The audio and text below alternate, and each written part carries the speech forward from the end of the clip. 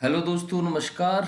आज के वीडियो में आपको बताने जा रहा हूं मैं कि 1 अक्टूबर 2022 को भारत के अगले अटॉर्नी जनरल का पदभार ग्रहण किया है आर वेंकट रमणी ने। आर वेंकट रमणी जो वरिष्ठ अधिवक्ता हैं सुप्रीम कोर्ट के, जिनको लगभग 43 साल का अनुभव है अधिवक्ता के तौर पर, भारत के अगले महान्यायवादी बन चुके हैं। जो उनसे पहले महान्यायवादी यानी कि अटॉर्नी जनरल थे के वेणुगोपाल, उनका कार्यकाल 30 सितंबर को समाप्त हो रहा था।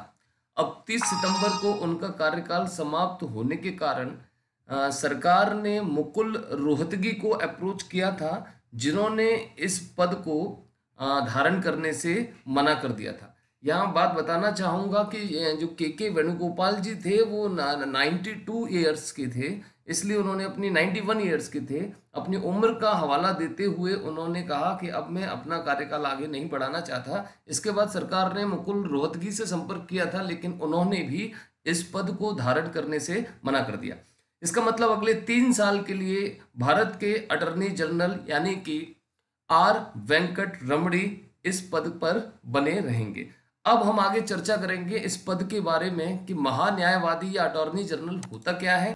तो भारत का महान्यायवादी या attorney general of India Bharat सरकार का शीर्ष कानूनी अधिकारी होता है।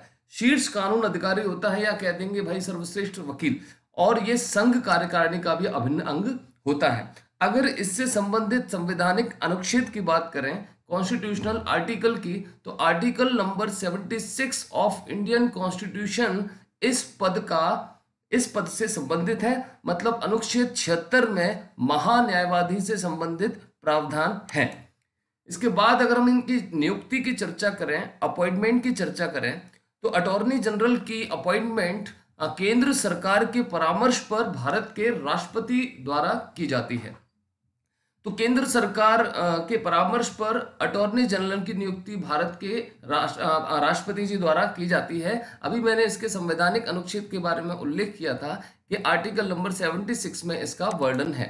अगर हम बात करते हैं इनके कार्यकाल का या टर्म्स ऑफ ऑफिस का, तो ऐसा कुछ संविधान में निर्धारित नहीं है। इसका मतलब ये पद पर राष्ट्रपति के प्रसाद पर्यंत तक बने रह सकते हैं। और अगर हम बात करते हैं कौन व्यक्ति पात्रता रखता है इस पद को हासिल करने की, तो सबसे पहले वो भारत का नागरिक हो और उच्चतम न्यायालय मतलब सुप्रीम कोर्ट के जस्टिस बनने की योग्यता वो रखता हो। इसके अलावा अगर हम बात करें तो हाई कोर्ट के न्यायाधीश के रूप में उनको 5 वर्ष का अनुभव हो, या किसी हाई कोर्ट में वकालत का 10 वर्षों का अनुभव हो। इसके अलावा राष्ट्रपति जी अगर चाहें तो किसी न्यायिक मामलों के अधिक जानकार व्यक्ति को भी इस पद पर पदस्थ कर सकते हैं। तो मूल विषय यह है कि वो वरिष्ठ वकील भी हो सकता है, कोई ऐसा व्यक्ति भी हो सकता है जो हाई कोर्ट का जस्टिस रहा हो लेकिन कम से कम 5 वर्ष का अनुभव हो, या कोई ऐसा व्यक्ति हो सकता है जो हाई कोर्ट में 10 वर्षों की वकालत का अनुभव रखता हो। अगर हम बात करें कि इनका निष्कासन या इनका रिमूवल कैसे संभव है, तो महान्यायवादी को हटाने की प्रक्रिया का भी संविधान में कोई लिखित वर्णन नहीं है। अभी मैंने आपको बताया था कि महान्यायवादी या अटॉर्नी जनरल राष्ट्रपति के प्रसाद पर्यंत पर पद पर बना रह सकता है और भारत के राष्ट्रपति द्वारा किसी भी समय उनको हटाया जा सकता है। तो दोस्तों, थैंक यू सो मच। आपको जानकारी अच्छी लगी होगी। छोटे छोटे नोट्स बनाएं, ये परीक्षा उपयोगी नोट्स हैं। इनसे करंट के इश्यूज से आपको ट्रेडिशनल सब्जेक्ट्स जैसे पॉलिटी का विषय आपको याद होगा कि ये आर्टिकल नंबर 76 में अटॉर्नी जनरल के पद की व्यवस्था की गई है। तो थैंक यू बच्चों, thank you so much, be helpy always.